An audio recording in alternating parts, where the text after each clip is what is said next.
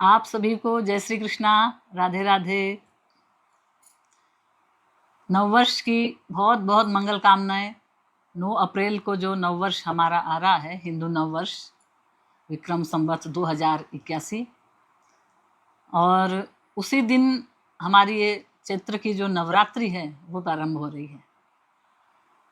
और तो आज हम नवरात्रि के विषय में चर्चा करेंगे, कैसे इसकी पूजा विधान है और क्या इसमें भोग लगता है, कैसे कलश की स्थापना की जाती है, इस दिन कौन से देवी देवताओं की पूजा साथ में और करनी चाहिए और कौन सा पाठ करना चाहिए, और कुलदेवी को जो हम मानते हैं हमारी घर की कुलदेवी के विषय में, तो इस तरह से हम नवरात्रि के पूजा विधान के विषय में चर्चा करेंगे।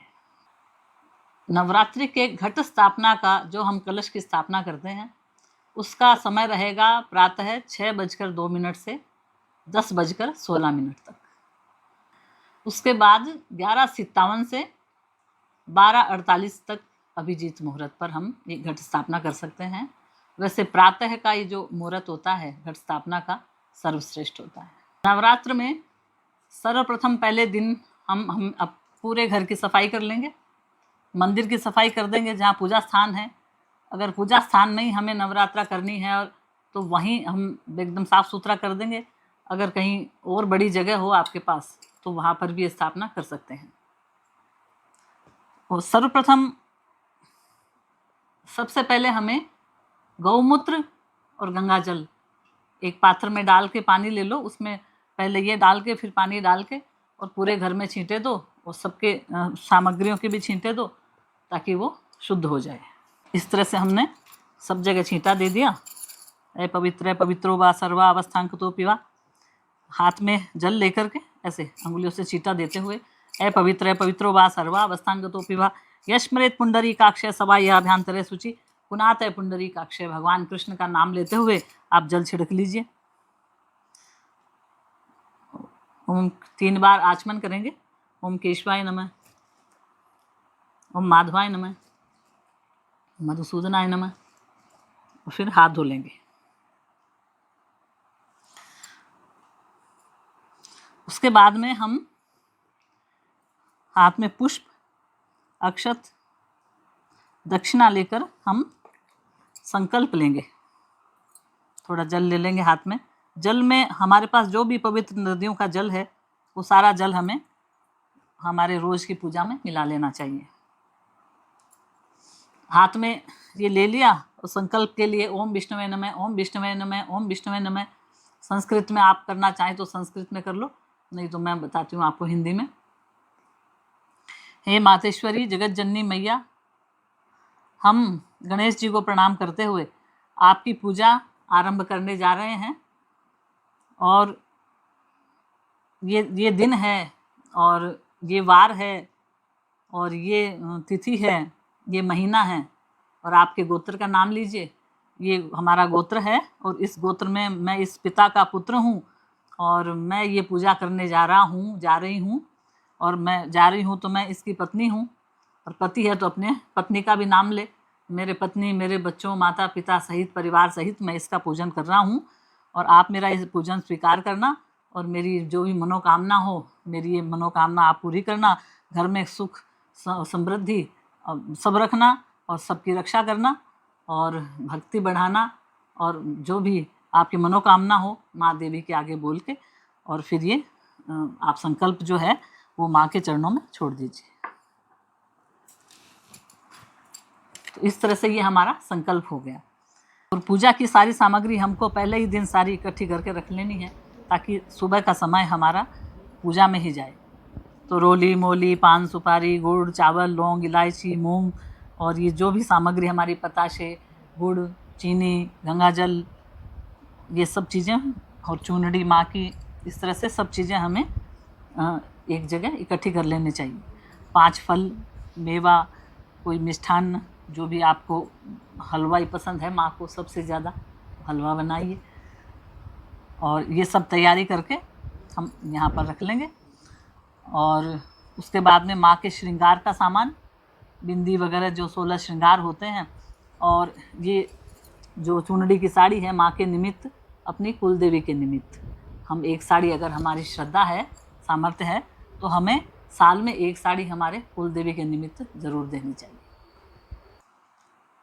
और उसके बाद में एक प्लेट ले लेंगे और मातेश्वरी का है जो यहाँ पर हम पूजन शुरू करते हैं। सर्वप्रथम हम गणेश जी का पूजन करेंगे। ओम वक्रतुंड महाकाय सूर्यकोटि समप्रभ निर्विघ्नं कुरु मे देव सर्वकार्येषु सर्वदा। गणेश जी महाराज को हम आह्वान करेंगे। हे गणेश जी महाराज, आओ विराजो। नवरात्रि का है ये शुभ दिन और हम 9 दिन पूजा करेंगे आपकी, तो आप विराजिए यहाँ पर और हमारी पूजा को निर्विघ्न संपन्न करवाइए। हम इनको तिलक लगाएंगे, चावल चढ़ाएंगे, रोली चढ़ाएंगे और मिष्ठान्न चढ़ाएंगे। गणेश जी को गुड़ बहुत प्रिय है, तो हम ये गुड़ गणेश जी को अर्पण कर रहे हैं। जय गणेश जी महाराज। हमारे इसको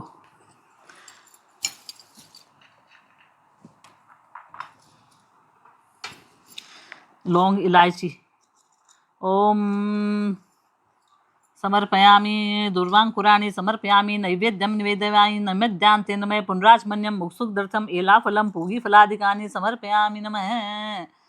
धूपमाघ्रापयामि प्रत्यक्षदीपं दर्शयामि नमः। धूपमाघ्रापयामि प्रत्यक्षदीपं दर्शयामि नमः।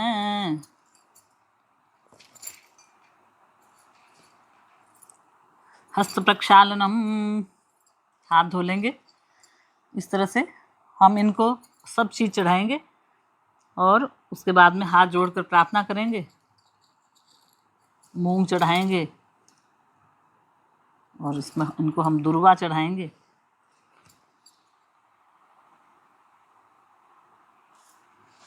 दुर्वांकुराणि समर्पयामि, धूप चढ़ा के और हम इनसे प्रार्थना करेंगे। हे महाराज गणेश जी, हमारी इस पूजा को आप निर्विघ्न संपन्न करना। जो 9 दिन की हम पूजा कर रहे हैं, आप हमारे विराजमान रहना पूजा में और हमारी पूजा निर्विघ्न संपन्न करना। इस तरह से प्रार्थना करने के बाद में हम यहाँ पर अन्य देवी देवताओं की जो पूजा की जाती है उनको स्थापित करते हैं।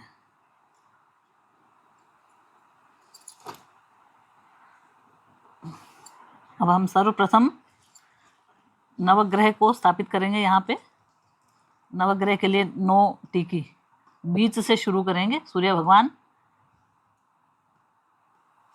बीच में नवग्रह के सूर्य भगवान होते हैं, नीचे शनि राहु होते हैं। अब इनकी पूजा करेंगे। जय हो। रोली, चावल, मूली सब चढ़ाएंगे और हम मिष्ठान्न चढ़ाएंगे। जय हो प्रभु। जय हो। न ब्रह्मा मुरारी त्रिपुरांतकारी भानु शशि भूमि सुतो बुधश्च गुरुश्च शुक्र शनि राहु केतव सर्वे ग्रहा शांतिकरा भवन्तु। हे नवग्रह महाराज, आपसे प्रार्थना है, हम माँ भगवती की पूजा करेंगे, इसलिए आप इस पूजा को निर्विघ्न संपन्न करना और पूजा में हमारी सहायता करना, ऐसी हम आपसे प्रार्थना करते हैं। इस तरह से नवग्रह पूजा हो गई। अब हम स्थापना करेंगे 9 देवियों की। नवदुर्गा की स्थापना के लिए 9 बिंदी लगाएंगे, हम 9 टीके लगाएंगे। तो मैं एक एक टीकी पे उसका मंत्र बोल रही हूँ। प्रथमं शैलपुत्री च, द्वितीयं ब्रह्मचारिणी, तृतीयं चंद्रघंटेतु, कुष्मांडेति चतुर्थकं, पंचमं स्कंदमातेति, षष्ठं कात्यायनीति च, सप्तमं कालरात्रीति, महागौरीति चाष्टमं, नवमं सिद्धिदात्री च, नवदुर्गा प्रकीर्तिता। हे नवदुर्गा, आओ विराजो यहाँ हमारे घर में और 9 दिन की ये पूजा है, आप स्वीकार करो। इनको सब चीज़ से हम रोली, मोली, सुपारी, पान, मिष्ठान सब चढ़ाएंगे और ये फल चढ़ाएंगे। ये फल है, आप ये इस तरह से हम इनकी पूजा करके लौंग इलायची सब चढ़ा के, और मातेश्वरी जगत जननी मैया को ये गुलाब के फूल बहुत पसंद है, तो हम ये गुलाब का फूल इनको अर्पण करते हैं। गुड़हल का फूल, गुलाब का फूल, पीले फूल, ये बहुत पसंद है मातेश्वरी को। तो ये नौ पूजा करने के बाद में अब हम यहाँ पर स्थापना करेंगे 64 योगिनी की। 64 योगिनी की कई 64 वो बना के गेहूँ की दिगली, उस पर 64 योगिनी करते हैं। और 9 चावल की बना के सुपारी रख के नवग्रह की भी स्थापना करते हैं। तो आपकी जो इच्छा हो वैसे कर सकते हैं, और ये भी ऐसे भी कर सकते हैं। अब यहाँ पर हम स्थापना करेंगे 64 योगिनी की। जय हो 64 योगिनी महाराज देवियों, आप यहाँ आओ, विराजो और माता के सानिध्य में रहो और हमारी पूजा स्वीकार करो। इस तरह से रोली चावल से हम चिरचेंगे, चावल चढ़ाएंगे, लौंग इलायची चढ़ाएंगे, पत्र पुष्प चढ़ाएंगे और मिष्ठान्न चढ़ाएंगे, फल चढ़ाएंगे। जय हो 64 योगिनी मातेश्वरी, हमारी पूजा आप स्वीकार करो। इस तरह से ये 64 योगिनी की हमने स्थापना कर दी। अब यहाँ पर हम स्थापना करेंगे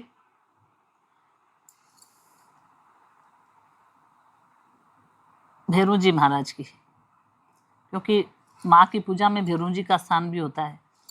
तो अब ये भैरू जी महाराज है, इनका हम मंत्र बोल लेते हैं और पूजा करते हैं।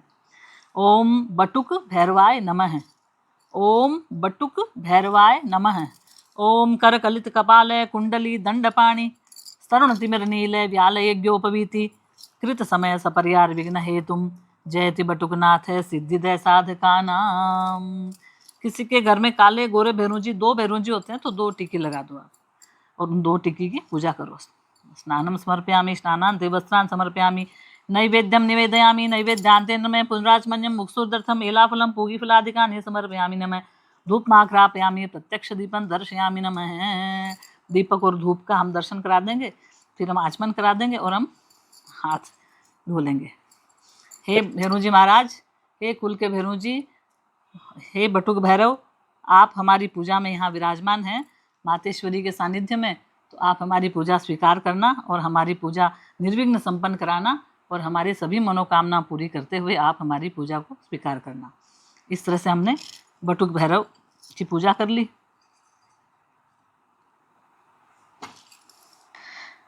अब मातेश्वरी का जो परिवार है हमारा, आपके पास तस्वीर है तो आप तस्वीर में पूजा कर लें, और नहीं तो ये जो प्लेट है इसी में ही ये हमारे शिव परिवार आ गया पूरा। जय हो शिव परिवार। तो हम किसी भी देव का हम स्थापना करते हैं तो हम बिंदी लगा के वो देव वहाँ पर आकर विराजमान हो जाते हैं। वो तो भाव के भूखे हैं, आप भाव से उनको याद करोगे वो आ जाएंगे। तो ये शिव परिवार यहाँ पर आ गया, क्योंकि माँ है, माँ अपने परिवार से अलग रह के पूजा कहाँ स्वीकार करेगी। माँ तो परिवार के साथ ही पूजा स्वीकार करती है। इसलिए हमें गणेश जी, शिव जी, कार्तिकेय और नंदी, मूसक सबको प्रणाम करते हुए फिर पूजा प्रारंभ करनी चाहिए। अब हम कुलदेवी का आह्वान करेंगे।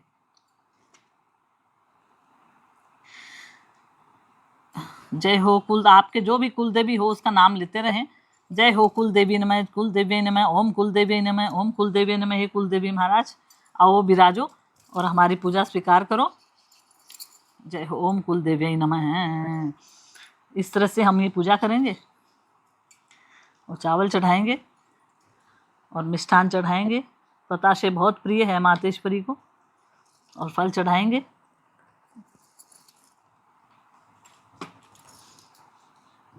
इस तरह से हम पूजा करके और भगवान की सब तरह से पूजा करेंगे और पुष्प धूप सब चढ़ाएंगे भगवान के निमित्त।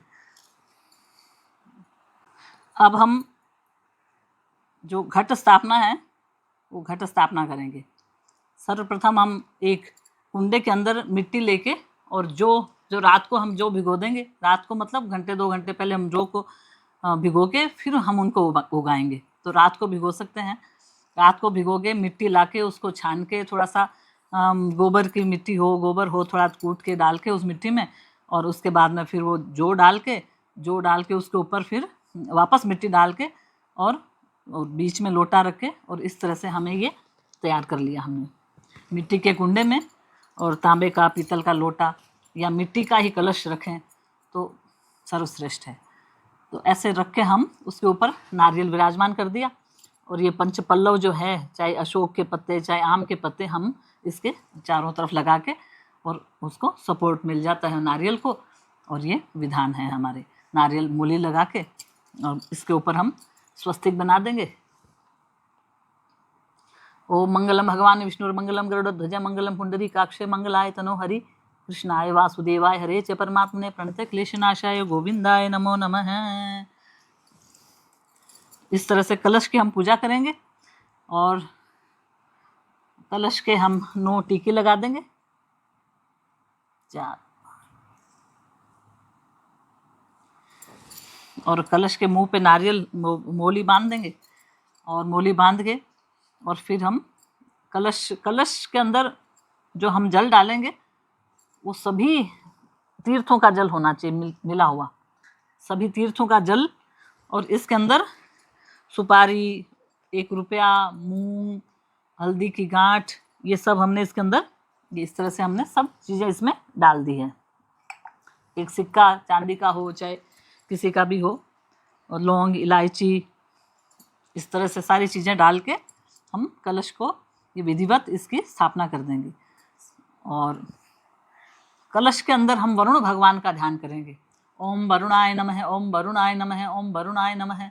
वरुण भगवान पानी के देवता है, जल के, तो ये कलश जल है, तो वरुण भगवान का हम आह्वान करके इस जल में वरुण भगवान का आह्वान करेंगे, सब देवी देवताओं का आह्वान करेंगे। तो इस कलश में ही सारे देवी देवता निवास करते हैं, इसलिए हम कलश की पूजा करते हैं और घट स्थापना करते हैं। तो ये मेन जो है, ये कलश की पूजा ही इसमें नवरात्रा में इसी का विधान है।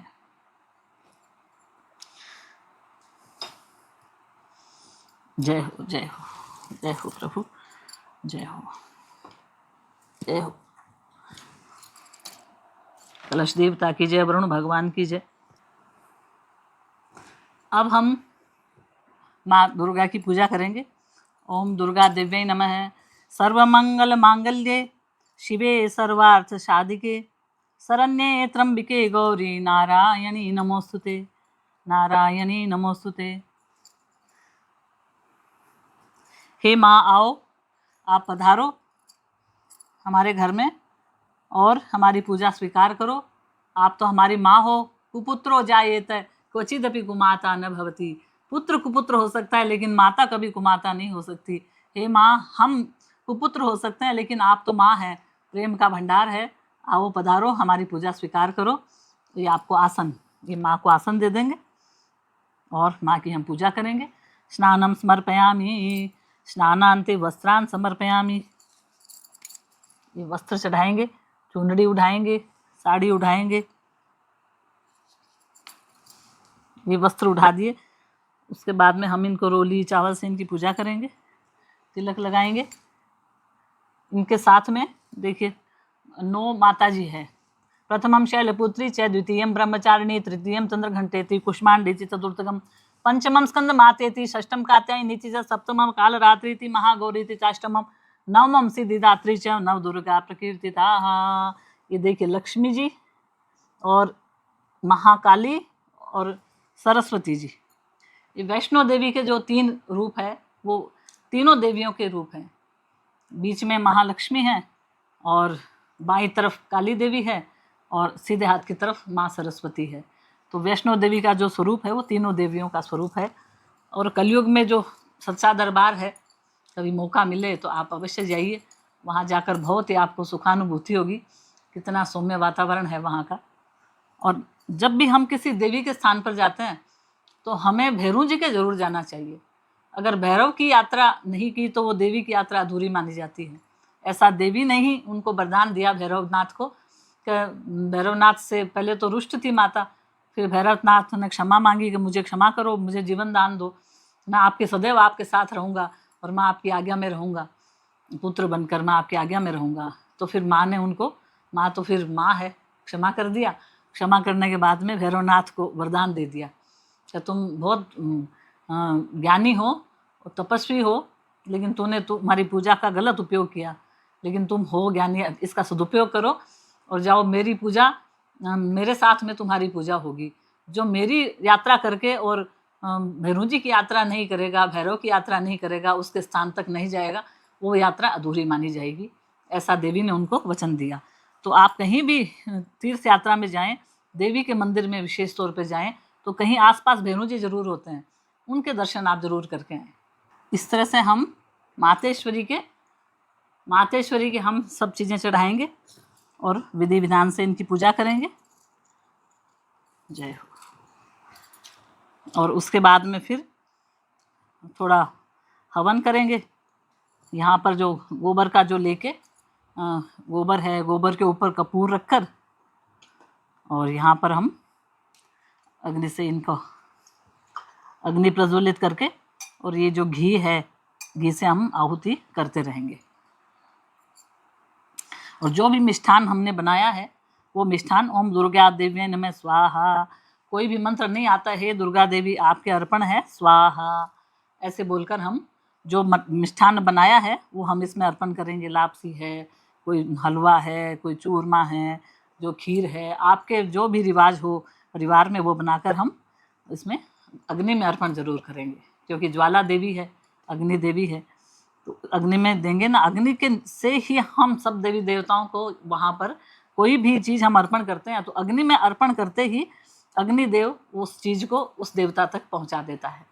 तो अग्निदेव माध्यम है हमारे और देवताओं के बीच में किसी भी चीज़ को ले जाने के लिए। समझ लो ये कुरियर जो होते हैं, हमने सामान दिया, कुरियर ले गया और उस तक पहुँचा दिया, तो ये भगवान जो है वो चीज़ को वहाँ तक स्थानांतरित करते हैं। हमारी चीज़ को ले लिया और उस देवता तक पहुँचा दिया जिस देवता को हम दे रहे हैं। तो अग्निदेव का हवन करते हैं, उसमें स्वाहा, स्वाहा शब्द क्यों बोलते हैं? क्योंकि स्वाहा जो है वो अग्नि की पत्नी है। पत्नी का नाम लेकर के हम अग्नि में कोई सामान डालेंगे तो वो तुरंत वो सामान अग्निदेव ले लेते हैं स्वाहा के नाम से, और वो फिर उसको देवता तक पहुंचा देते हैं। इसलिए किसी भी विशेष त्यौहार पे, विशेष पर्व पे, विशेष पूजा पर हम हवन इसीलिए करते हैं क्योंकि हमारा जो है, हम जो निमित्त कर रहे हैं वो देव देवताओं तक हमारा सामान पहुंच सके, हमारी पूजा, हमारा भाव, हमारा जो कर्म है सारा वहाँ तक पहुँच सके। फिर हम ये हवन करके छोटा सा, और उसके बाद में सब चीज़ चढ़ाएंगे। माँ आपके अर्पण है, आपके ये साड़ी, आपके श्रृंगार का सामान, वो सब अर्पण है। और उसके बाद में हम ये जो नौवें दिन जो 9 देवियाँ जिमाएंगे तो उनको एक एक ऐसे कोई भी आप कुछ भी ला सकते हैं। ये गले का है, जैसे हार है, ब्रेसलेट है, और टिफ़िन है, माथे की जो है ये, तो सबको 9 देवियाँ, 9वें दिन 9 देवियाँ जिमा के, किसी के 8वें दिन भी रिवाज है, लेकिन 9 अगर जहाँ तक हो 9 ही देवियाँ हो, 9वें दिन ही करें। अगर आपके रिवाज का नहीं हो, आपके परंपरा में ऐसा कुछ विशेष, तो फिर आप 9वें दिन ही करें। और आपके परिवार में कुछ 8वें दिन का ही विशेष है तो फिर आप 8वें दिन करें। तो 9वें दिन 9 देवियों को जिमा करके उनको खुश करें, कन्याओं को, और उनको खूब सामान दे, दक्षिणा 1 रुपया ही दें। दक्षिणा के बिना कोई भी कर्म अधूरा है। चाहे 1 रुपया दक्षिणा दो आप देवियों की, 1 रुपया दक्षिणा, उनके पसंद की कोई भी चीज़, चूड़ियाँ हैं, ये क्लिपें हैं, पर्स है, और एक किसी देवी को आप थोड़ा कुछ पहनने के लिए वस्त्र जरूर दें, ताकि एक देवी को वस्त्र दें। और 10 साल के अंदर सारी देवियाँ, छोटी छोटी देवियाँ ही होनी चाहिए। तो देवियाँ जब आती है हमारे घर में, तब भी हमें उनके पैर धो के और उनके रोली लगा के पैरों के, और उनके पैरों का जो है वो अपने माथे से लगाना चाहिए। उनको भोजन कराओ, उसके बाद में उनके वो कलावा बांधो और उनको ये सामान दो, भेंट दो, और भेंट दे के उनको विदा करो। उनके जाते समय उनके हाथ से तिलक लगवाओ, वो आपके तिलक लगा के आप भी उनके तिलक लगाओ और वो भी आपके तिलक लगाए। और जो हम जवारे बोते हैं, वो जवारे जब बड़े बड़े हो जाते हैं 9वें दिन तक, तो वो जवारे देवियों के ऊपर भी चढ़ाते हैं और देवियों के हाथ से अपन भी लेते हैं, और उन जवारों को हमारे अलमारी में रखते हैं लक्ष्मी के रूप में, ताकि हमारे पूरे साल, पूरे जीवन हमारा बरकत बनी रहे। तो ऐसे हम ये करते हैं, त्यौहार मनाते हैं। और मातेश्वरी के सब अर्पण कर देना चाहिए हमें सामान, पूजा विधि विधान से करके सब चीज़ें चढ़ाते हुए। और माँ से प्रार्थना करो, हे माँ हमने जो चढ़ाया है आप स्वीकार करो। उसके बाद में हवन करके वो सामान उसमें जिमाओ। उसके बाद आरती करो, सारा परिवार खड़ा होकर आरती करे, पूरा परिवार के साथ भगवान मातेश्वरी की आरती करो नवरात्रि की पूजा करके। और जो 9 रात होने के बाद में 10वें दिन सुबह इसका विसर्जन होता है। तो हमें 10वें दिन सुबह फिर थोड़ी सी पूजा करके माता जी के गुड़ वगैरह चढ़ा के, एक दीपक लगा के और कुछ भी चढ़ा के फिर हमें प्रार्थना करनी चाहिए, माँ आवाहनम न जानामि विसर्जनम पूजा चैव न जानामि क्षमस्व परमेश्वरी। हे माँ, मैं कोई पूजा नहीं, पाठ नहीं, विधि विधान कुछ भी नहीं जानता हूँ, जैसी भी मैंने पूजा की है, पत्रम पुष्पम फलम तोयम यो में भक्त्या प्रचति तद हम भक्तु प्रत्युत प्रश्नामि प्रयतात्मने।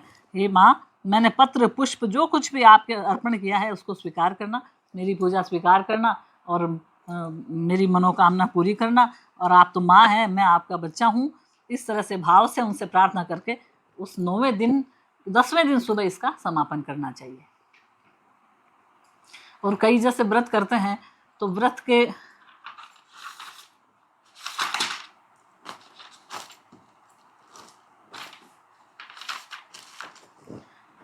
9 दिन ये बहुत विशेष होते हैं। जो 9 दिन की ये पूजा करते हैं, अखंड दीपक लगाते हैं, तो बहुत सारे नियम होते हैं, उनका पालन करना चाहिए। काम, क्रोध, लोभ, मोह, मद मत्सर, ईर्ष्या, इन सब से दूर रहते हुए किसी विशेष अगर आप कामना से पूजा कर रहे हैं और विशेष से नहीं भी कर रहे हैं तो भी 9 दिन तक आपको पूरे तन मन से सात्विक होकर फिर इस पूजन को करना चाहिए, उसका बहुत विशेष फल है। और 9 दिन ये बहुत विशेष होते हैं। जो 9 दिन की ये पूजा करते हैं, अखंड दीपक लगाते हैं, तो बहुत सारे नियम होते हैं, उनका पालन करना चाहिए। काम, क्रोध, लोभ, मोह, मद मत्सर, ईर्ष्या, इन सब से दूर रहते हुए किसी विशेष अगर आप कामना से पूजा कर रहे हैं और विशेष से नहीं भी कर रहे हैं तो भी 9 दिन तक आपको पूरे तन मन से सात्विक होकर फिर इस पूजन को करना चाहिए, उसका बहुत विशेष फल है। और इसकी अखंड ज्योति लगाते हो तो अखंड ज्योति का ध्यान रखो। अगर अखंड ज्योति को आपको सही करना हो तो उससे पहले एक दीपक अलग लगा लो, उस अखंड ज्योति से उस दीपक को अलग जलने दो, फिर आप उस अखंड ज्योति को वापस ठीक कर दो, ठीक करके फिर उसको पुनः उसको लगा दो। अगर मान लो वो ज़्यादा नीचे चली गई हो बाती और नहीं तो चल रही है तो उसको चिमटी से बार बार ऊपर लेते रहो, चलती रहेगी। और नवरात्रि का जो दिन है ये 9 ये बहुत विशेष होते हैं, बहुत विशेष। किसी भी पूजा पाठ के करने के हिसाब से देखो, और आप इसमें अखंड रामायण का पाठ कर सकते हैं जो 24 घंटे से ज़्यादा लगते हैं उसमें। अखंड रामायण मतलब वो फिर रामायण पूरी होती है उसमें और फिर आरती करके और वो वैसे कर लेते हैं। रामायण का मासिक पाठ भी होता है, तो रामायण के 9 हिस्सों में भी बांटी गई है रामायण। ये एक पारायण है, ये दूसरा पारायण है, ये ऐसे नवान्न पारायण है, तो नवान्न पारायण में रामायण को बांटी गई है। अगर आप फ्री हैं और कोई विशेष काम नहीं है आपके तो आप नवान्न पारायण का पाठ कीजिए, बहुत घर में सुख शांति रहेगी। और उसका 9 दिन में बांटा हुआ है तो एक उसका भाग आप 1 दिन में कर सकते हैं। और इसके अलावा आप सुंदरकांड का पाठ कीजिए, रोज़ सुंदरकांड लेके बैठ जाइए, दीपक लगा लीजिए, और नहीं भी दीपक लगाओ तो भी आपके जैसे बैठ सकते हो, जिस हिसाब से बैठ सकते हो, आप सुंदरकांड का पाठ 9 दिन कीजिए। 9 दिन 108 जैसे हनुमान चालीसे का पाठ है, कोई विशेष आपकी कामना है तो हनुमान चालीसे का 108 बार पाठ आप नवरात्रा में कीजिए। मतलब नवरात्रा का विशेष महत्व है। नवरात्र में जो किया गया पूजा पाठ, धर्म, कर्म, दान, पुण्य, उसका महत्व कहीं अधिक गुना है बाकी दिनों से। लक्ष्मी की विशेष कामना है तो ये देखिए श्री सूक्त का पाठ, ये ऋग्वेद का है, श्री सूक्त का पाठ, इसका पाठ आप कीजिए लक्ष्मी की कृपा के लिए। और कनक धारा स्तोत्र है जो भगवान शंकराचार्य जी ने स्वयं लिखा है, कनक धारा स्तोत्र। कभी मैं इसकी करूँगी रिकॉर्डिंग, तब वीडियो बनाऊँगी कनक धारा स्तोत्र का। तो बहुत इसकी कनक धारा स्तोत्र की भी बहुत ही मान्यता है। एक अन्नपूर्णा स्तोत्र है जो मैंने वीडियो बनाया है, आप उसको रोज़ सुने प्रतिदिन, तो उससे भी दरिद्रता दूर होती है। उसका लिंक मैं डाल दूँगी नीचे इसमें। और आपके कुलदेवी जो हैं, कुलदेवी के साल में एक बार अवश्य जाइए। जिस गांव में रहते हैं वहाँ की जो देवी हैं बड़ी, उन देवी के आप एक बार साल में अवश्य जाइए। जहाँ पर रहते हैं वहाँ के आप खास लोगों को नहीं मनाएंगे तो आपका काम कैसे चलेगा, आपका व्यापार कैसे चलेगा। इसलिए हमेशा मना के रखिए। आप घर में माता पिता है, उनको आदर सत्कार दीजिए, अपने कुलदेवी को आदर सत्कार दीजिए। अपने गांव में जो भी बड़े मंदिर हों, साल में एक बार उस मंदिर में अवश्य जाइए। और हमें माता जी की पूजा में लाल, पीले, गुलाबी वस्त्र पहनकर हमें पूजा करनी चाहिए और एक माला हमें अवश्य फेरनी चाहिए। ओम दुर्गा देव्यै नमः है, या तो ये कर लो। एक देवी का मंत्र है, ओम ऐं ह्लीं क्लीं चामुंडायै विच्चे। तो ऐं जो है वो है माँ सरस्वती के लिए, ह्लीं है में ली मिला हुआ ह्लीं, तो ह्लीं है माँ लक्ष्मी के लिए, और ओम ऐं ह्लीं क्लीं, क्लीं है माँ काली के लिए। तो इस एक मंत्र से तीनों देवियां प्रसन्न हो रही है, आपकी माँ सरस्वती, माँ लक्ष्मी और माँ काली। तो एक माला इसकी आप प्रतिदिन रोज ही करें तो बहुत ही अच्छा रहेगा। ओम ऐं ह्लीं क्लीं चामुंडायै विच्चे, चामुंडायै विच्चे। तो ऐसे ये मंत्र हैं। इसकी एक माला नवरात्रा में तो आप जरूर करें, हो सके तो रोज भी करें, बहुत फल मिलेगा इसका। 2-4-6 महीने में इसका आप प्रभाव देखेंगे। अगर आप शुरू करते हैं तो बिल्कुल ये माला आप रोज कीजिए। पूजा पाठ में लाल, गुलाबी, पीले वस्त्र पहनकर हमें बैठना चाहिए और पुरुषों को श्वेत वस्त्र पहन के बैठना चाहिए। और इस तरह से माँ की विधि विधान से, पूरे भाव से, लगन से, मन से पूजा कीजिए तो उसका फिर फल आपके 2 गुना आएगा, 4 गुना आएगा, समझ लीजिए। तो इस तरह से तो विधान से पूजा करने पर खूब अच्छा फल उसका मिलता है। और पूजा में पीला गुड़हल का पुष्प, दूब और बिल्वपत्र, ये सब चीजें जो है मिष्ठान, पवित्रता का ध्यान रखते हुए सारी चीजें हमें धो के साफ सुथरा करके, कोई भी फल हमें बिना धोए भगवान के वहां चढ़ाना नहीं चाहिए। तो सब चीज धो के तैयार करके फिर हमें रोज पूजा करनी चाहिए। दूसरे दिन जो पुष्प हमने चढ़ाए थे पहले दिन, तो सारे पुष्प वगैरह उतार के वापस नए, जिस तरह से आज पूजा करी उसी तरह से दूसरे दिन करेंगे। फिर वो सारे पुष्प वगैरह तीसरे दिन, ऐसे प्रतिदिन इसी तरह से, इसी भाव से, इसी तरह से सारी बैठकर हम अगर पूरे परिवार के साथ पूजा करते हैं तो अति उत्तम है। नहीं तो आप पूजा कीजिए, आरती के समय पूरा परिवार इकट्ठा हो जाए, एक बार आरती कीजिए उसकी बढ़िया से और माता जी को खूब रिझाइए और फिर देखिए क्या आपके खूब पुण्य मिलेगा आपको और खूब आपकी मनोकामनाएं पूरी होगी। उसके बाद हमारी कुलदेवी की जो हम आराधना करते हैं, तो हमारे किसी के भी हर वर्ग में, ब्राह्मण, क्षत्रिय, वैश्य, सबके वर्ग में ये कुलदेवी होती है। तो अपने कुलदेवी का अगर पता हो तो अपने कुलदेवी के जाइए, साल में एक बार जाइए, उनके कुछ अगर आपकी श्रद्धा है तो जो आप पहनते हो ऐसे लाल कपड़े चुनड़ी के और के ले जाओ, श्रृंगार का सामान ले जाओ, उनके चढ़ाओ, और नहीं तो आप जाके हाथ ही जोड़ो और नारियल चढ़ा दो, बस इतना ही काफ़ी है। लेकिन अपनी हाजिरी वहाँ जरूर लगाओ। कुलदेवी के आपको एक बार साल में जाना ही चाहिए। कुलदेवी का बहुत प्रताप है क्योंकि हमारे कुल की देवी है और हम उनके वंशज हैं। जब तक हम कुल देवी की पूजा नहीं करेंगे, कुल देवी की आराधना नहीं करेंगे, तो फिर हम किसी भी मंदिर में घूमते रहें, किसी भी देवी को मनाते रहें, लेकिन उसका वो प्रभाव नहीं आएगा जो कुल देवी के मनाने के बाद में दूसरी पूजा करेंगे उसका आएगा। कुल देवी हमें पता नहीं हो तो हमें पूछ लेना चाहिए कि कुल देवी कौन है। ये कुल देवी हमारे यहाँ पता नहीं था कुल देवी कौन है, फिर हमने पता किया ये कुल देवी है।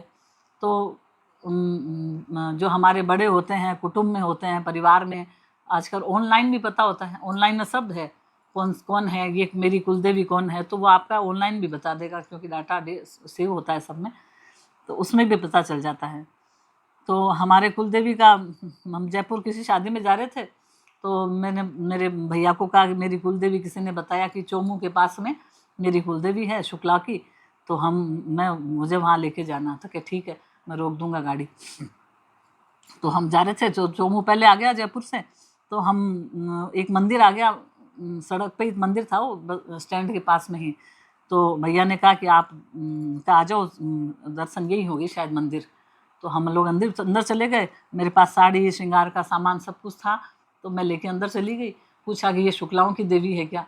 तो कह नहीं, ये तो शुक्लाओं की नहीं है, इसको तो 5-7 साल हुए हैं बने हुए, मंदिर पुराना नहीं है ये। तो कहा ठीक है। तो अब फिर क्या करते, वो साड़ी मेरे हाथ में थी, हाथ में साड़ी थी। और तो मेरे मन में आई कि माँ आप हो तो कहीं आसपास ही हो, इसी एरिया में ही। अब मुझे नहीं पता कि आपका मंदिर कहाँ है, और ये भी यहाँ लोग नहीं बता पा रहे हैं। हमने कई 5-7 लोगों को पूछा मंदिर में जो थे, तो नहीं बता पाए। उन्होंने कहा हमें नहीं पता है कौन है। तो फिर मैं लेके, वो साड़ी हाथ में थी, तो फिर मैंने ध्यान किया कुलदेवी का और कहा हे माँ आप यहीं आसपास इसी क्षेत्र में हैं, लेकिन मैं नहीं जानती हूँ कि आप कहाँ हो, और हम है भी जल्दी में। तो अब ये साड़ी वगैरह मैं कैसे आप तक पहुँचाऊँ, इसलिए मैं, आप ये देवी का ही मंदिर है, आप देवी का ही रूप है, आप जहाँ भी हैं मेरी इस साड़ी को स्वीकार करना। तो मैंने ऐसे करते हुए वो साड़ी वहाँ जैसे मैं रखने को हुई कि मंदिर में से, परिक्रमा में से एक औरत निकल कर आई, बड़ी सारी बिंदी, लाल साड़ी पहने हुए, और बोली कि अरे रुको रुको रुको। मैंने कहा क्यों? तो मेरे हाथ में साड़ी रह गई, रखते हुए कि एकदम से मैं वापस हो गई पीछे। मैंने कहा क्यों? तो कह आपको कुलदेवी का पता करना है ना? मैंने कहा हाँ। तो कहा आपकी कुलदेवी, जब वीर हनुमान जी बालाजी आप जाएंगे बस स्टैंड से, चोमू के बस स्टैंड से, तो उस रास्ते में वीर हनुमान जी से पहले ही एक मंदिर है, ऊपर सीढ़ियाँ चढ़ के, वो कुलदेवी है आपकी। तो वहाँ चढ़ाना आप ये साड़ी। तो मेरे तो आंखों से आंसू आने लगे। मैंने कहा लो, माता जी का इतना पर्चा। मेरे भैया ने कहा तेरी कुलदेवी बहुत सकड़ है, देख कैसे पर्चा दिया तुझे आके, मतलब अपनी साड़ी को कहीं और नहीं चढ़ाने दिया कि नहीं मेरे वहीं चढ़ाओ आके। तो हम तो बिल्कुल ऐसे गदगद हो गए देख के, ऐसा लगा कुलदेवी ने साक्षात आकर कहा है। तो ये है कुलदेवी का पर्चा। बहुत सकड़ होती है कुलदेवी। कुलदेवी वो हमारी बात नहीं है, देवी तो देवी हैं, सबके जो कुलों में देवी है, सबके कुटुंब की जो देवी है, वो देवी तो देवी है।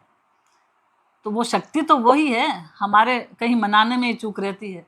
बहुत सारे हम पंडित के पास जाते हैं, आपके कुल देवी का दोष है, आपके पितरों का दोष है, आपके, क्योंकि हम घर में जो हो रहा है, हमारे रूटीन में जो हमारे सनातन संस्कृति की जो परंपराएं हैं, अब आज के परिवार उन परंपराओं को छोड़ते जा रहे हैं, नई परंपराओं को पकड़ते जा रहे हैं। ऐसे काम नहीं चलेगा।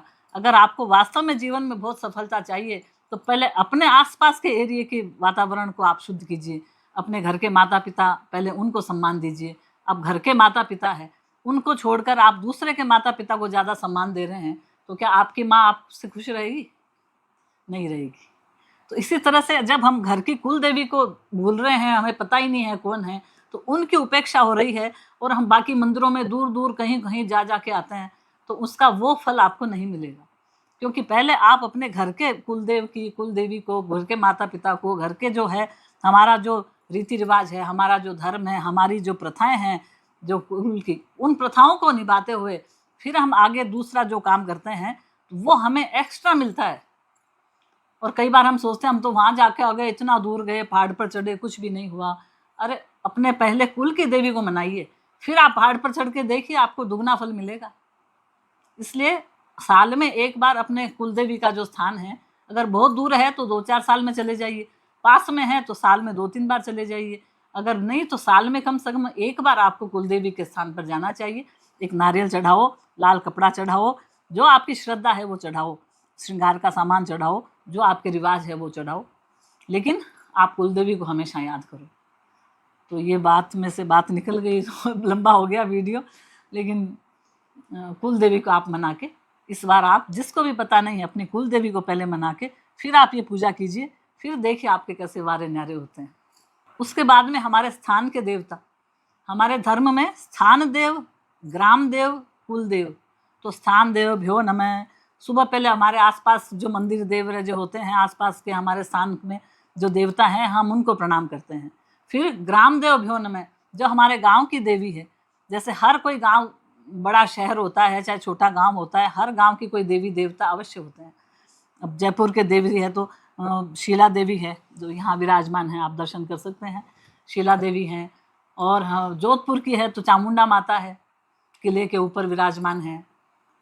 तो इस तरह से जहाँ भी, बम्बई की मुंबा देवी है, कलकत्ता की काली देवी है, रामकृष्ण परमहंस कितने बड़े साधक हुए आज। तो हर क्षेत्र की, हर गांव की, हर बड़े शहर, छोटे शहर में एक कुल देवी देवता होते हैं वहाँ के। तो इसलिए हर, आप देखो आपके गांव में भी कोई होंगे, आप उनको नहीं पता है तो कोई बात नहीं, आप उनको घर से प्रणाम करो। आप बोलो स्थान देवता भ्यो नमः, तो आपके स्थान के आसपास के देवता। ग्राम देवता भ्यो नमः, मतलब आपके ग्राम के देवता, हे ग्राम के देवता मैं आपको प्रणाम करती हूँ, प्रणाम करता हूँ। कुल देवता भ्यो नमः, हे कुल की देवी, कुल के देवता मैं आपको प्रणाम करती हूँ। बस इतना ही करना है, इतना ही करना। अगर आप जब मन से प्रणाम करने लगेंगे ना, तो अपने आप आपको रास्ता मिल जाएगा आपके कुल देवी तक पहुँचने का। अपने आप वो कृपा करके आपको बुला लेगी। और माँ है ये तो, कुपुत्रो जायेत क्वचिदपि कुमाता न भवति। कैसे दर्शन दिए, देखो परिक्रमा में से आके हमें दर्शन दिए, नहीं मेरी ये साड़ी है, मेरे तक ही पहुँचाओ। और भावना से याद किया तब। तो भाव के भूखे हैं भगवान तो। और माँ पिता हमारे सब भाव के ही भूखे होते हैं। आप प्रेम मान सम्मान अपने माता पिता को दीजिए और भगवान भी आपकी पूजा स्वीकार करने लग जाएंगे। इस तरह से सर्वप्रथम आप कुल देवी की पूजा कीजिए, कुल देवता की पूजा कीजिए, उनको प्रणाम कीजिए। उसके बाद आप कहीं मंदिर में जाइए, आपको 2 गुना फल मिलेगा, आपके काम तुरंत होंगे। और नवरात्रि में राम रक्षा स्तोत्र का भी बहुत महत्व है। कोई आपकी लंबी बीमारी हो, कोई भी तरह की परेशानी हो, राम रक्षा स्तोत्र का पाठ कीजिए। बहुत छोटा सा पाठ है और बहुत ही लाभदायक पाठ है, वो कीजिए। तो आप जिस भी इष्ट को आप मानते हैं, आप जिस भी इष्ट को मानते हैं, आपका जो भी इष्ट है, उस इष्ट का आप नवरात्रि में पाठ कीजिए। आपको बहुत फल देगा वो। चाहे वो कोई भी परेशानी हो, वो सभी परेशानियां से दूर कर देता है वो पाठ। आपके इष्ट का पाठ, जिसको आप मानते हैं, जिसका आप रात दिन स्मरण करते हैं, जिसका आप नाम लेते हैं, भगवान का नाम। ये नवरात्रि के अंदर जब आप विधि विधान से कर रहे हो, अखंड दीपक है और आपके व्रत कर रहे हो और पूरा पूजा पाठ करवा रहे हो बड़ी तरह से, तो आप उस हिसाब से ही फिर आपको अपने व्यवहार में क्रोध, काम, क्रोध, लोभ, मोह ये सब से दूर रहना होगा। और भाव में, जैसे ये मैंने मंत्र बताया, इसको आप अंदर रटते रहो। या दुर्गा देवी नमः, ओम दुर्गा देवी नमः, ओम दुर्गा देवी नमः। जो भी आपका इष्ट है, ओम नमः शिवाय, ओम नमः शिवाय, श्री शिवाय नमस्तुभ्यम, हरे राम राम राम हरे हरे, हरे कृष्ण कृष्ण कृष्ण हरे। भगवान का जो नाम है राधे कृष्ण कृष्ण कृष्ण राधे राधे, राधे श्याम श्याम श्याम राधे राधे, श्री राम जय राम जय जय राम, श्री राम जय राम जय जय राम। जो आपका इष्ट है, जो आपका इष्ट है, बस उस इष्ट का नाम आप 9 दिन तक लगातार रात दिन सोते उठते बैठे खाते, वैसे तो हमेशा ही लेना चाहिए जीवन में, क्योंकि कलयुग केवल नाम आधारा, सुमिरि सुमिरि नर उतरहि पारा। किसी जमाने में बहुत हवन करते थे, उसका फल हमें मिलता था। फिर उसके बाद युग आया तो उसमें दान पुण्य, उसका फल मिलने लगा। फिर तपस्या करने लगे, उसका फल मिलने लगा। एक कलयुग ही ऐसा है जिसके अंदर सिर्फ नाम लेने से, तो एक कलयुग ही ऐसा है जिसके अंदर हमें नाम जो जपते हैं उसका वही पुण्य मिलता है जो पुराने जमाने में बड़े बड़े तपस्वियों को मिला करता था। तो कलयुग का ये सबसे बड़ा अच्छा प्रभाव है। इसलिए 9 दिन में खूब आराधना कीजिए आप। तो कलयुग केवल नाम आधारा, सुमिरि सुमिरि नर उतरहि पारा। तो इस तरह से कलयुग का बहुत प्रभाव है। तो आप इस नवरात्रि में खूब विधि विधान से देवी का पूजन कीजिए, दिन भर नाम स्मरण कीजिए और ओम ऐम ह्लीम क्लीम चामुंडाई विचे इसकी माला कीजिए, उसको सारे दिन रटिए। उसकी हवन कर सकते हैं, उसका ओम ऐम ह्लीम क्लीम चामुंडाई विचे स्वाहा, ऐसे हवन कर सकते हैं। तो कहने का तात्पर्य यही है कि जो आपके इष्ट हों, उस इष्ट का आप पाठ कीजिए, उसकी माला फेरिए और भाव से माता जी की पूजा कीजिए। और ये 9 दिनों का विशेष जो पर्व है, सिद्धिदात्री पर्व है, ये सिद्धियों को देने वाला है। बड़े बड़े संत, ऋषि, महर्षि इन 9 दिनों का इंतजार करते हैं, अपनी सिद्धियां प्राप्त करते हैं, भगवान की निकटता प्राप्त करते हैं और भक्ति प्राप्त करते हैं। तो इसी तरह से 9 दिन का हम भी ऐसे माँ को मना के और थोड़ा पूजा पाठ करके और कुछ रामायण, सुंदरकांड, राम रक्षा स्तोत्र और दुर्गा सप्तशती, दुर्गा चालीसा, हम जो कुछ भी हम आराम से कर सकते हैं। किसी भी पाठ में ज़रूरी नहीं है वो संस्कृत में ही आप करें। हर चीज़ में भावों की ही प्रधानता है। भाव सहित आपने कुछ भी पाठ कर लिया, वो आप माँ स्वीकार करती है, वो भावनाएं देखती है। इसलिए भावपूर्ण हम इस बार पूरी ये नवरात्रि का पूजन करेंगे और पाठ करेंगे। और आपकी नहीं सामर्थ्य हो, अगर दुर्गा सप्तशती की समय नहीं है और सामर्थ्य है, तो आप किसी पंडित जी को बुला के उनको पाठ करवाइए और 9वें दिन फिर आप उनको कुछ वस्त्र और दक्षिणा दीजिए और प्रतिदिन उनको भोजन कराइए। पाठ करने के बाद उठते हैं तो भोजन कराइए। इस तरह से हम दुर्गा सप्तशती का पाठ घर में होने से सारी नकारात्मक ऊर्जा खत्म हो जाती है, पॉजिटिविटी आ जाती है, ग्रहों के दोष समाप्त हो जाते हैं और पितर प्रसन्न हो जाते हैं। तो दुर्गा सप्तशती का तो बहुत महत्व है। इसलिए जितना बन पड़े हम माता जी के निमित्त हमें करना चाहिए। और हमारे कुछ भी त्रुटि रही हो इसमें हे माता क्षमा करना। और लास्ट में आप क्षमा मांग लीजिए, देवी का कवच कीजिए। उसके चौथे अध्याय का पाठ, जो दुर्गा सप्तशती में चौथा अध्याय है, वो हृदय है दुर्गा सप्तशती का। उसका अगर एक अगर मान लो पूरा नहीं कर पा रहे हैं और आपकी विशेष कोई कामना है, तो उसके चौथे अध्याय को प्रतिदिन कीजिए आप। आपका 2-4 महीने में आपका वो काम हो जाएगा। दुर्गा सप्तशती के चौथे अध्याय का इतना महत्व है। तो माता जी की तो जितनी चर्चाएं करें उतनी कम है। आज वीडियो बहुत लंबा हो गया है, चर्चा में चर्चा निकलती गई, और अब हम यहाँ पर विराम लेते हैं। और बहुत बहुत मंगल कामना नवरात्रि की और नववर्ष की। नववर्ष की भी खूब पूजा करना। नववर्ष का वीडियो भी मैंने डाला है, हिंदू नववर्ष कैसे मनाएं, उसका लिंक मैं डाल दूंगी इसमें। और इस तरह से खूब आप भावों की प्रधानता रखते हुए और खूब पूजा कीजिए, और माता रानी सबके जीवन में खूब मंगल करे, और खूब सुख, अन्न, धन, भंडार, ऐश्वर्य, आयुष्य सब कुछ प्रदान करे सबके घरों में। जो हमारे घरों में भी, आप सबके घरों में भी यही मंगल कामना करते हुए, जय श्री कृष्णा, राधे राधे। और मेरी राधा शुक्ला सनातन संस्कृति ये चैनल है, इसको आप सब्सक्राइब जरूर करना, लाइक करना, शेयर करना, कमेंट करना कैसी लगी ये मैंने पूजा विधान बताया जो, और सब्सक्राइब करना, और परिवार में सबको भेजना आगे से आगे। तो और इसी शुभ मंगल कामना के साथ बोलिए वृंदावन बिहारी लाल की जय, मातेश्वरी जगत जननी मैया की जय। बहुत ज़्यादा ही कर